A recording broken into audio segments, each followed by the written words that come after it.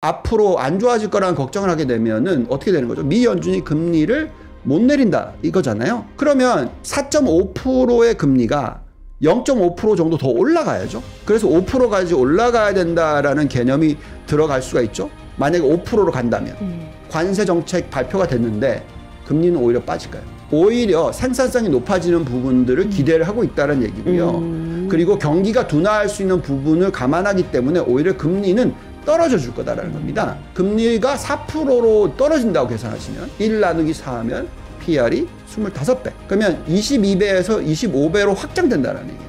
금리가 떨어지는 환경에서 경기 침체는 안 오고 이익 증가율은 2자릿수가 나온다. 이 시장이 빠진다? 제가 통계를 분석을 하는 사람이지만 그런 경우는 본 적이 별로 없습니다. 그건 뭐 정말 일어났다 하더라도 굉장히 아주 일시적인 현상일 거다라고 생각하는 거고요. 네, 월스트리트 모닝브리핑 함께하고 있습니다. 이번에는 글로벌 인터뷰 유한타증권 유동원 본부장 함께합니다. 본부장님 어서 오세요. 안녕하십니까? 네, 반갑습니다. 네. 방금 뭐 캐나다 쪽과도 이야기를 해서 관세를 유예하겠다. 그러니까 다 이제 한 달짜리 유예인 거잖아요. 근데 이것 그죠? 때문에 지금 막 좋아해도 되는 거예요? 좋아해요. 좋아라기 하긴 좀 네네. 그렇고요. 트럼프가 무엇을 이루려고 하는지를 이해하셔야죠.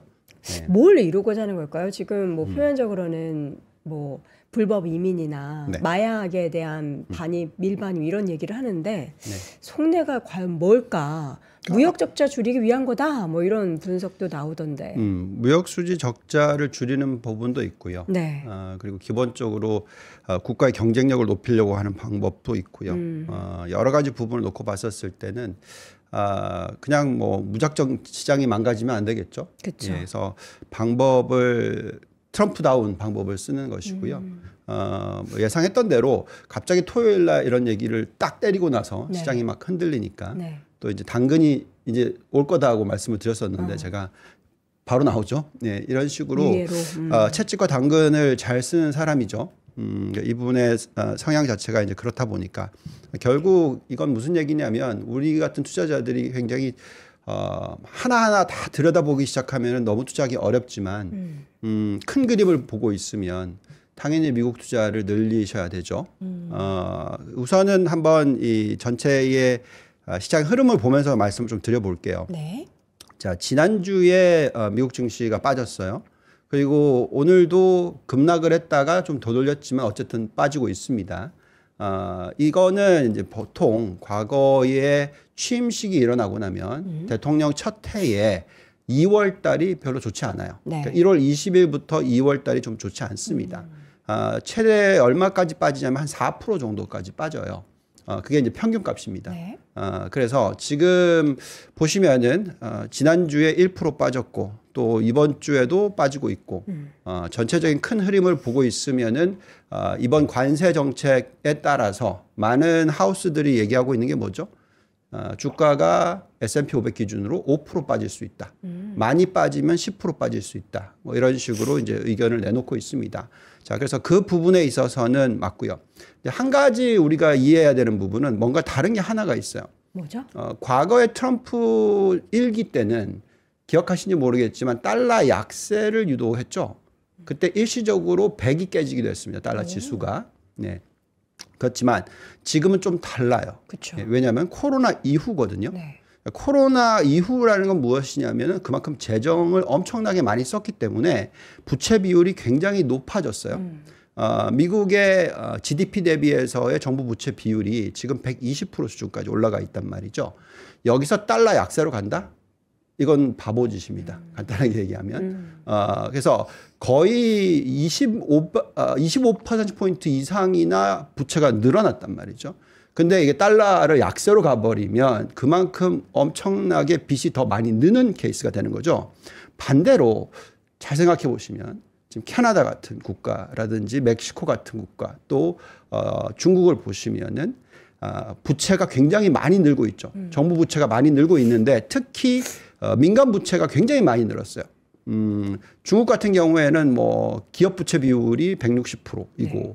또 캐나다 같은 경우에는 가계 부채 비율이 거의 100% 수준이고 이런 부분이 있고요. 여기에 또 상당히 많은 중국 자본이 들어갔습니다. 캐나다와 멕시코에. 예, 그래서 환율이 깨지는다는 것은 그만큼 부채 비율이 굉장히 높아지는 케이스고요. 미국은 이런 상황에서 기본적으로 정부의 재정을 견실하게 하려고 하고 있잖아요. 트럼프가.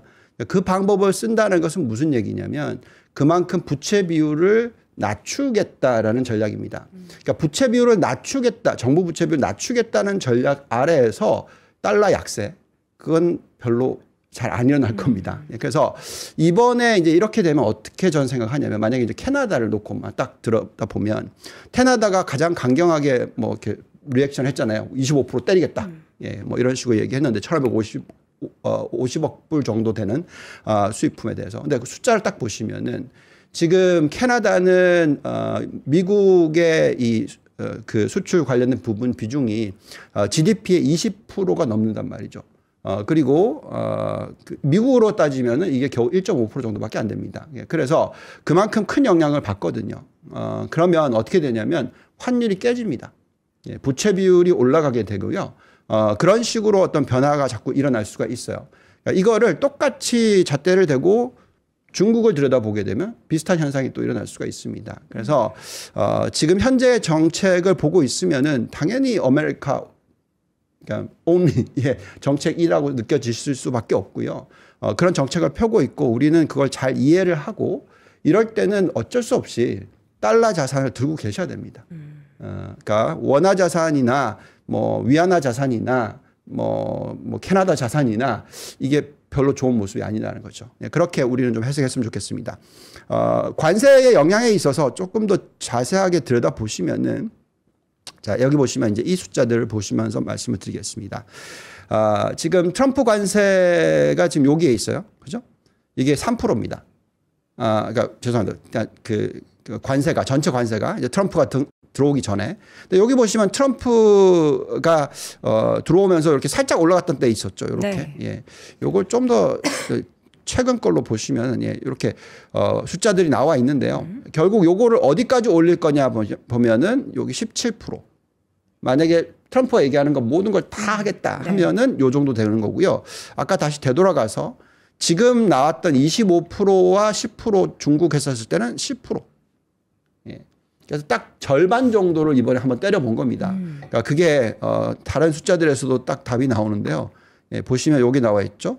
요 절반이 영향을 받은 거죠. 43%와 57%입니다. 그래서 요 정도로 이제 계산을 하시면 되는데 이걸 가지고 우리가 분석을 좀 해보면요. 전체적으로 인플레이션을 얼마나 자극할 수 있느냐라고 계산하면 최고 지금까지 나온 내용만 가지고는 한 0.5%포인트 정도 최대.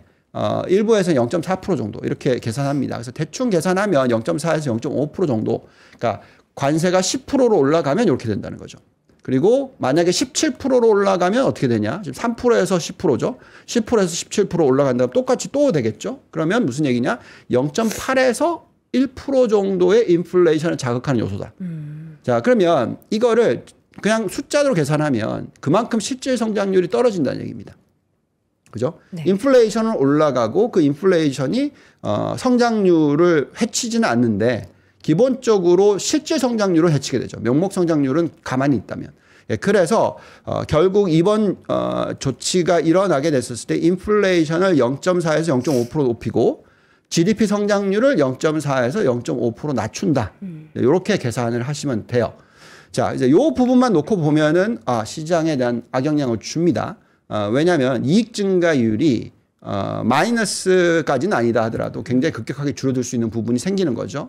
그렇지만 그렇다고 해서 미국의 GDP 성장률이 지금 예상되고 있는 숫자가 얼마냐면요. 상당히 높은 편이거든요. 좀 이따 다시 보여드리겠지만 네. GDP 성장률이 여전히 괜찮다라는 거고요. 그래서 미국 경제가 경기 침체로 넘어갈 것 같아 보이진 않는 거고요. 관세 때문에. 여기에 이제 트럼프가 기대하는 부분이 또 하나가 있겠죠. 거의 4년 전에는 없었던, 그러니까 뭐가 있죠, 지금? AI가 있죠. 그러니까 4년 전에는 AI를 시작하지를 않았었죠. 근데 지금은 이제 2년째 굉장히 빠르게 속도가 높아졌었고 사실 딥시크의 사태를 제가 얘기를 많이 못 드렸습니다만 잘 지켜보시면 이거는 거의 트리거 포인트예요. 트리거 포인트. 트리거라는 건 뭐냐면 AI의 확장기를 가지고 오는 트리거 포인트입니다. 그러니까 여태까지는 이제 진입기였고 도대체 AI가 뭐지? 이랬다면 이제는 그걸 가지고 엄청난 서비스들이 쏟아지기 시작하는 예, 그게 성장기입니다. 그래서 그것과 연결이 되거든요. 그럼 이게 AI를 잘 생각해 보시면 이거는 뭐 거의 생산성의 최고봉인 거잖아요. 극강으로 올릴 수 있는. 그죠? 우리 같이 거의 한 6년 전에 같이 일을 했었을 때 그때 제가 뭘 했던지 기억나시나요? 제가 K 회사에 로보 어드바이저 만들었잖아요. 네. 예, 그리고 우리 방송도 좀 하고 그랬었지 않습니까? 그죠? 그게 생산성을 높이는 극대화 요소이잖아요. 그러니까 전 세계 시장을 제가 다 들여다보는데 그걸 만드는 사람은 2명이었단 말이에요. 그죠? 그만큼 이 생산성을 극대화시켜서 시장을 들여다보고 자동으로 투자하게끔 만드는 거잖아요. 근데 이 AI가 들어오면서부터 시작해서 앞으로 그런 어떤 이 굉장한 높은 생산성이 확대가 될 수 있다. 이 가능성. 그죠? 그게 들어오면 이건 뭐죠? 인플레이션을 낮춰주는 효과를 가져옵니다. 당연히 그렇겠죠. 그러니까 예를 들면 이렇게 되는 거죠. 생산성이 높아지면 GDP 성장률이 높아져요. 근데 생산성이 높아지는데 임금 상승률은 그 생산성이 높아지는 만큼 안 올라가겠죠? 그러면 어떻게 됩니까? 인플레이션을 낮춰주는 효과가 오죠. 또한 어떻게 되냐면 기업들의 영업 마진율이 올라가는 효과가 나오게 되는 거죠. 순이익 마진율이. 예, 그래서 이런 여러 가지 요소를 놓고 봤었을 때 이번 사태는 그냥 트럼프가 그냥 무식하게 나 할 거야. 이런 게 아니고요. 숫자를 다 봐가면서 할 거예요. 요번에 지금 발표된 게 뭐죠? 제조업 PMI 지표가 지금 50위로 올랐었다. 이런 뉴스 나오고 있죠. 그 다음에 생산성 지표가 언제 나오냐면 조금 있으면 나옵니다. 작년 4, 4분기 숫자가 어떻게 됐는지. 근데 잘 보시면 실적을 보시면은 이미 답이 나와 있어요. 생산성이 4, 4분기에는 굉장히 많이 좋아졌겠구나. 왜냐하면 매출 증가율은 5% 정도 나왔는데 지금 이익 증가율이 거의 13% 이상 증가를 하고 있는 게 나온단 말이죠. 그럼 무슨 얘기입니까? 그만큼 생산성이 좋아졌다는 얘기입니다. GDP 성장률은 2.3%로 예상보다 낮게 나왔어요. 근데 반면에 실적은 좋게 나와요. 똑같은 얘기입니다. 그래서 지금 여러 가지 요소로 놓고 봤을 때 인플레이션을 자극하는 요소가 있는데 반대로 기업의 실적은 좋아질 수 있는 요소들이 지금 들어오고 있다. 그게 이제 2025년이란 말이죠. 그래서 간단하게 요것만 딱 놓고 보면 뭐 캐나다 수입 수출 비중 분석, 뭐 중국과 미국과의 무역 의존도 분석 다 해봤었을 때 이거는 누구한테 악영향을 미치냐면요. 결국 캐나다, 멕시코, 차이나한테 훨씬 큰 영향을 미칩니다. 미국보다? 네. 그러면 무슨 얘기냐? 그만큼 체력을 약화시킨단 말이죠. 저는 요즘에 계속 얘기하고 있는 게 기억나실지 모르겠지만 미국에 대해서는 투자를 굉장히 많이 늘리셔야 된다고 계속 얘기를 하고 있고 달러 위주의 투자를 늘리시라고 얘기하고 있지만 제가 중국에 대해서는 굉장히 좋게 얘기했던 기억나실지 모르겠습니다만 한국에 되돌아왔었을 때부터 시작해서 그 K증권사에 있었을 때도 계속 중국에 대한 투자 타이밍을 잡는 걸 계속 얘기해 드렸었잖아요.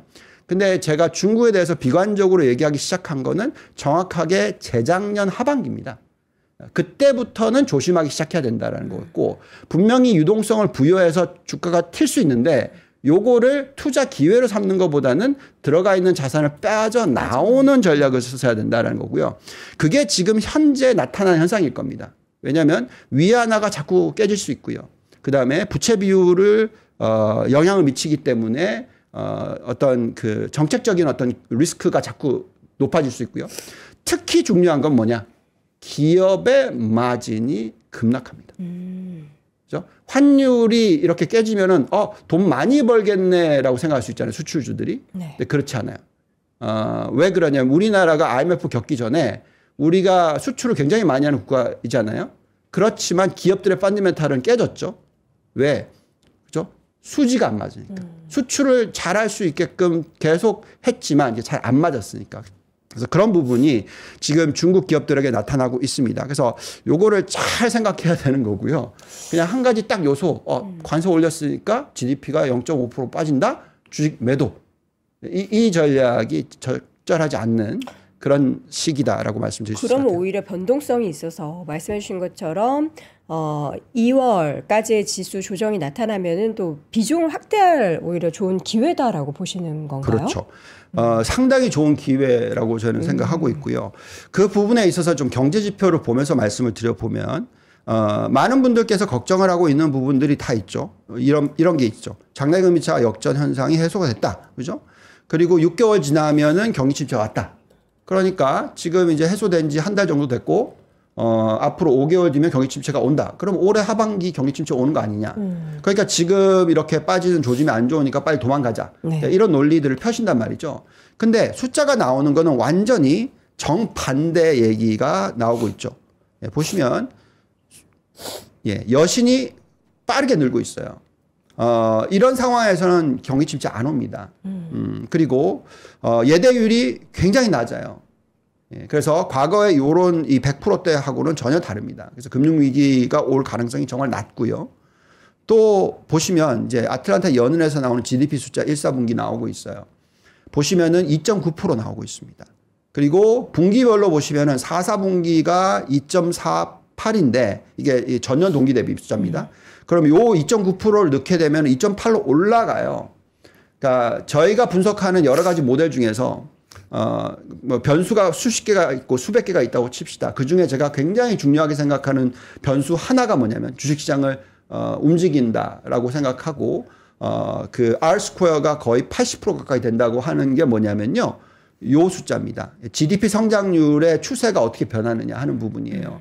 그러니까 높게 유지되는 것도 중요하지만 추세가 올라가는 추세가 나올 때 시장이 그 분기가 아주 나빠질 가능성은 없다라는 거죠. 그래서 지금 말씀을 드리자면 올해 1사분기가 작년 4사분기 대비해서의 경제 성장률이 전년 동기 대비 숫자가 올라가는 그런 분기다. 그러면 이 분기는 주식시장이 하락하는 경우는 거의 없다. 그럼 무슨 얘기냐? 올해 1월 달이 플러스죠. 2월 달이 마이너스잖아요. 그럼 3월 달이 또 플러스 될 가능성이 높고 이런 식으로 하면서 아무리 못해도 올해 1사분기가 그러니까 상저라기보다는 상중인 거죠.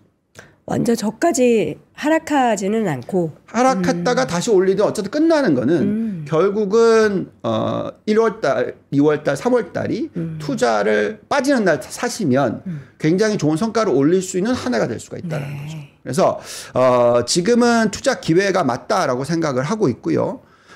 자, 또 보십시오. 뉴욕 연은의 숫자도 2.9%예요. 보통 뉴욕 연은 숫자는 상대적으로 다른 것보다 좀 낮은 숫자가 나오는데 이 숫자도 2.9%입니다. 그래서 지금 올해 1사분기 숫자가 상당히 좋을 수 있어요. 근데 관세가 들어오면 아까 말씀드렸지 GDP를 떨어뜨린다고 얘기했잖아요. 네. 그래서 2.9%가 아니라 0.4 때린다 하더라도 여전히 2.5죠.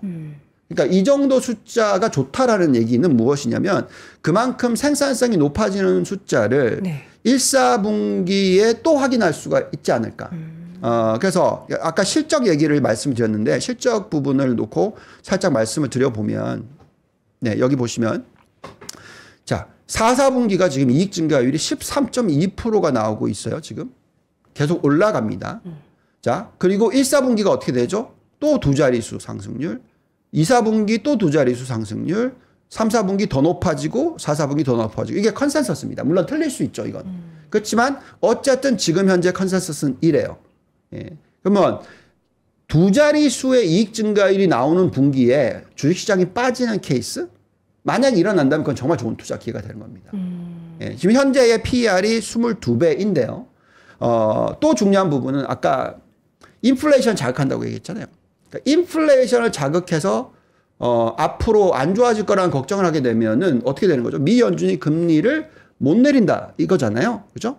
그러면 4.5%의 금리가 0.5% 정도 더 올라가야죠. 네. 그래서 5%까지 올라가야 된다라는 개념이 들어갈 수가 있죠. 그러면 5%를 집어넣고 우리가 적절한 S&P 500의 PER을 구해보면 배당 성향과 주주 환원 정책이 100%인 국가인 경우에 그냥 1 나누기 금리 하시면 돼요.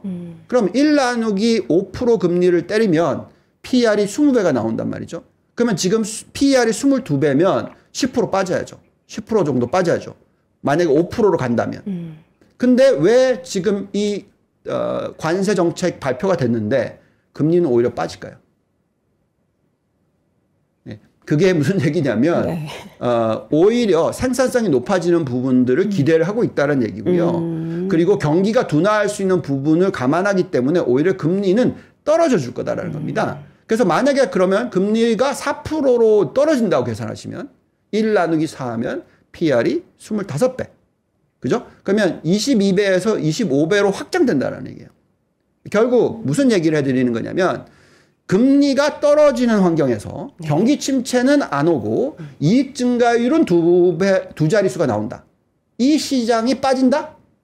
그런 적은 제가 통계를 상당히 좋아하는 사람이지만 분석을 하는 사람이지만 그런 경우는 본 적이 별로 없습니다. 그건 정말 일어났다 하더라도 굉장히 아주 일시적인 현상일 거다라고 생각하는 거고요. 그러니까 지금 여러 가지 뉴스 가운데 심리적으로 좀 위축돼서 시장이 흔들렸을 때 우리 본부장님께서 말씀해 주시는 그 숫자들을 보면은 지금 우리에게는 기회구나라고 생각을 하면 된다라는 말씀이신 그렇죠. 거죠. 예, 그 부분이 이제 좀 연결시켜서 말씀을 드리자면 결국 우리가 가장 중요하게 생각하는 부분이 뭔가요? 이번에 이 펀더멘탈적인 부분에 있어서 기업 실적이 어떻게 되냐가 중요해요. 그래서 금리가 올라가거나 금리가 덜 떨어진다고 했었을 때 어떤 리스크가 있을까 이런 걸 생각해야 되는 거고요. 그리고 이 정도의 높은 금리인데도 불구하고 이 성장 산업은 어떻게 변할 건가 하는 것을 생각해 봐야 되겠죠. 그래서 자, 이런 걸 보고 있으면은 좀 우리가 생각을 좀 해볼 수가 있겠는데, 자, 1990년부터 2025년까지 보시면 S&P 500 테크 IT 기업과 러셀 2000 중소형주, 소형주 이 지수를 상관관계를 구해 본 겁니다. 뭐냐면 이 파란색 선은 S&P 500이 S&P 500 대비해서 어떻게 움직였느냐 하는 거고요. 그 다음에 빨간색 선은 러셀 2000이 S&P 500하고 어떻게 움직였냐인데 이거를 인버스로 올려놓은 겁니다. 그럼 상당히 비슷하게 움직이죠. 무슨 얘기냐? 테크가 아웃퍼폼을 할 때는 러셀 2000은 아웃퍼폼을 못한다.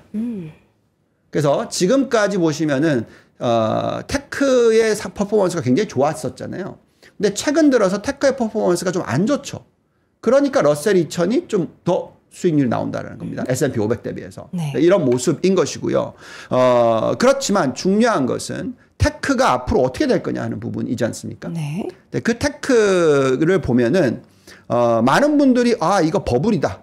그죠? 여기 보시면은 이게 파란색 선, 하늘색 선, 녹색 선, 요게 이제 팡이랑 AI 버블이라고 얘기하는 숫자이고, 그 다음에 미국의 US 그로스 버블, 그러니까 성장주가 이렇게 많이 올라갔다. 과거에 버블들 나왔던 거 보시면 US 테크 버블, 2000년도 닷컴 버블, 그 다음에 요게 이제 산업재 버블, 요렇게 얘기하면서 이거 지금 고점 다 왔다, 이제 터진다, 라고들 얘기하시는 것 같아요. 그렇지만 제가 볼 때는 그렇지 않다라는 것이, 지금 S&P 500의 전체 중에서 M7의 시가총액 비중이 33%인데요. 이익 증가율의 숫자를 놓고 보면은 굉장히 여전히 높아요. 예를 들면 올해 1, 4분기, 2, 4분기, 3, 4분기가 M7의 이익 증가율은 20%대 초중반이고요. 그리고 다 아시지만 아까 보여드렸죠. 그 S&P 500은 14%. 그러면 그거에 거의 한 1.5배는 넘죠. 여기다가 사실 M7을 빼버리면 10%가 안 돼요. 예, 그러니까 거의 1.5배가 아니라 2.5배라는 거죠. 네. 예, 그런 이익 증가율이 아래라면 요 S&P 500의 33% 비중을 차지하는 M7이 시가총액이 완전히 떨어질 거다 이렇게 보지 않는 겁니다. 그래서 보시면 엔비디아, 테슬라의 주가가 흔들리잖아요. 그러면 사셔야 되는 거고요. 그렇지만 다른 거 하나는 할 수가 있어요. 뭐냐면 이제는 그 이익 증가율 S&P 500 중에서 493개가 마이너스나 이익 증가율이 안 나오는 건 아니잖아요. 그게 2023년이었거든요. 2023년에는 그냥 M7만 증가하고 나머지는 안 올랐어요. 그 다음에 2024년에는 M7이 훨씬 더 많이 올랐지만 나머지도 좀 올랐어요. 이제 2025년은 M7이 훨씬 더 많이 증가하지만 나머지도 두 자릿수 정도의 성장은 보여준다. 이런 모습입니다. 그래서 결국은 M7 플러스 알파를 찾으셔야 돼요. 여기서 엄청난 초과 수익률이 나옵니다. 자, 그런 종목이 뭘까요? 오늘 아침에 보면 팔란티어 같은 종목이 폭등을 하죠. 왜 폭등을 할까요? 이 PR이 몇 배인 줄 아세요? 몇 100배예요. 100배. 100배요? 100배인데 이 종목이 실적 발표를 하니까 18%가 폭등을 합니다. 네. 이해 갑니까? 뭐 이해해야죠. 뭐. 예. 그죠? 그게 무슨 얘기냐면 밸류에이션만 보는 게 아니고요. 성장을 보는 것이고 앞으로 얼마나 성장을 잘할 거냐가 중요합니다. 그리고 지금 이 딥시크의 사태가 어떤 결과를 초래했죠? AI 사이클이 과거에 보시면 이제 인터넷 사이클과 우리가 자꾸 많이 비교를 하잖아요. 그러니까 1995년부터 2000년 사이클만 들여다보시면은 이미 끝난 것 같이 느껴지실 거예요. 왜냐하면 1995년부터 2000년 사이클은 그 시스코 시스템즈가 가장 대표적인 종목이었고 네. 이거는 인터넷 하드웨어를 까는 구간입니다. 네. 그 구간이 들어오고 나서 그 다음에 들어온 게 산업재 버블 아까 보여드렸죠. 그게 들어왔어요. 예, 그래서 아까 다시 보여드리면 요 인터넷 버블이 들어오고 나서 산업재 버블이 들어왔죠. 그리고 이렇게 쭉 올라가고 있는 요게 뭐냐면은 IoT입니다. 인터넷 of things예요. 그러니까 소프트웨어로 넘어가는 게 상당히 뒤에 들어왔단 말이에요. 근데 이번에는 지금 어떻게 되고 있죠? 왜 팔란티어가 오르나요? 팔란티어는 소프트웨어의 대장주거든요. 그러니까 인터넷은 5년 하드웨어 깔고 산업재 버블 들어오고 그리고 나서 10년 뒤에 예, 그러니까 총 길이로 보면 10년이 지나고 나서야 겨우 소프트웨어가 들어오기 시작했는데 이번에는 2년 하드웨어 들어오고 바로 소프트웨어가 들어오는 겁니다. 그래서 이번 사이클은 굉장히 강하고 세다라는 것을 인지하셔야 돼요. 그래서 이번 사이클은 요게 거품이다? 아니요. 제가 볼 때는 거품이 아니라고 생각하고 있고요. 그래서 결론적으로 말씀을 드리자면 엔비디아, 브로드컴, 테슬라 뭐 이런 종목들이 있는데 여기에 추가로 브로드컴 같은 종목도 들어가야 되는 것이고 새로. 뭐 팔란티어 같은 종목도 들어올 것이고 네. 계속해서 이제 변화한다라는 거죠. 결국은 효과, 성과가 중요합니다. 그러니까 생산성이 가장 중요하다라고 생각하고요. 우리가 지금 아무리 제대로 매력이 있는 종목을 ETF를 뽑아본다 하더라도 저는 전혀 가치주에 손이 안 나가요. 성장주로만. 예. 보시면 저희가 생각하는 매력이 있다라고 생각하는 ETF들을 보면은 뭐 IGM 이게 대형 기술주고요. USD가 반도체 2배짜리고 IGB가 소프트웨어 대형주. 그리고 SMH 반도체, SMH Fabulous 반도체, 그 다음에 XSW 소프트웨어, 그리고 MSGS는 Magnificent 7, 빅 7, 그리고 요거 머신러닝 요거는 양자 컴퓨터를 포함한 모든 머신러닝, 그리고 요거는 데이터 센터, 또 클라우드. 예, 1위부터 10위가 다 이거예요. 예, 그래서 저희가 들여다보는, 물론 이게 이제 다 옳다라는 게 아닙니다. 그러니까 저희가 분석하는 결과값을 말씀을 드린 거고요. 가치주를 찾으려면은 뭐 요 정도? 여기 항공주, 요 밑에 ITB, 요게 이제 건설주, 요 정도가 올라옵니다. 예. 그래서 결국은 지금은 성장주 시대가 맞다라는 거죠. 성장주에 대한 투자가 가장 중요한 거고, 이럴 때 지금 봤을 때 성장주의 가장 주도 역할을 하는 게 뭐냐? 예, 딥시크 때문에도 앞으로 정말 이 AI가 얼마나 빨리 진화할지에 대해서는 저는 좀 상상이 잘 안 가고 있어요. 가늠이 안 될 정도로 속도와 그런 범위가 더 커질 거라고 그렇죠. 보시는 거죠. 예. 지금 얘기 나오고 있는 거는 그냥 딥시크는 LM, 그러니까 large language. 네. 근데 이게 이제 테슬라로 넘어가면은 이제 자율주행, 그 다음에 로보틱스. 그러니까 이게 다 보면은 여러 가지 변수를 집어넣고 이제 돌리는 건데 속도가 굉장히 빨라질 거고, 왜 양자 컴퓨터 주가가 자꾸 움직일까요? 이거 적자 종목들이거든요. 근데 움직이는 이유가 뭐냐면 이번에 이 빨리 들어올 수 있다라는 겁니다. 5년 안에 들어올 수도 있다. 흑자 전환이 될 수도 있지 않냐. 뭐 이런 얘기가 자꾸 나오는 거예요. 네. 예, 그러면서 가상화폐 시장, 암호화폐 시장이 문제가 생길 거다. 이런 얘기도 또 나오는 거고요. 그래서 이게 시장의 흐름을 잘 읽으셔야 되는데 하나 알 수 있는 건 뭐냐. 컴퓨팅 능력이 그냥 정말 어마무지하게 올라가는구나. 지금보다 훨씬 더. 앞으로 1년이 지나면 너무나 높지 않을까. 이 생각을 한다면 우리가 어디에 시간을 할애하고 어디에 우리의 소중한 돈을 투자를 해야 되고 어디에 변화를 느껴야 되는지는 확신이 있지 않을까요? 한 가지 꼭 얘기하고 있는 거는 자꾸 AI를 쓰는 거에 대해서 반감을 가지시면 안 됩니다. 이게 뭐 누구 거 뺏긴 것처럼 느껴지셔가지고 뭐 자꾸 그런 얘기를 하시는데 그게 아니라 모든 사람들이 갖고 있는 아이디어를 가지고 와서 가장 좋은 값을 도출해내는 겁니다. 그러면 내가 아인슈타인의 비서를 들고 다닐 수 있다 그러면 들고 다니셔야죠. 많이 쓰셔야 됩니다. 네. 근데 우리나라가 지금 그 속도가 가장 더딘 국가 중에 하나다라는 것을 인정하셔야 돼요. 발전 속도나 사용 속도. 사용 속도. 왜 느릴까요? 그러니까. 예, 그래서 쓰셔야 됩니다. 자체적인 서비스가 없어서 그럴까요? 뭐 네이버나 뭐 일부 기업들이 소프트웨어를 개발하긴 했지만 미국의 그런 챗GPT, 코파일럿 정도의 수준이 아니라서 안 쓰는 건 있는데 사실 예, 안 쓸 이유가 없는데 예, 쓰셔야 됩니다. 네. 뭐 그 얘기는 들어가기 시작하면 좀 너무 복잡해지니까 네. 예, 거기서 멈추셨으면 좋겠고요. 네, 근데 꼭 얘기해드리는 건 제가 강연을 굉장히 많이 다니지만 이걸 계속 쓰셔야 됩니다. 왜냐하면 뭐 처음에 불이 나왔을 때 불을 쓰셔야 되잖아요. 그러니까 써야죠. 아주 옛날에 원전 시대. 네. 그리고 처음에 이제 자동차가 나왔을 때 네. 당연히 쓰셔야죠.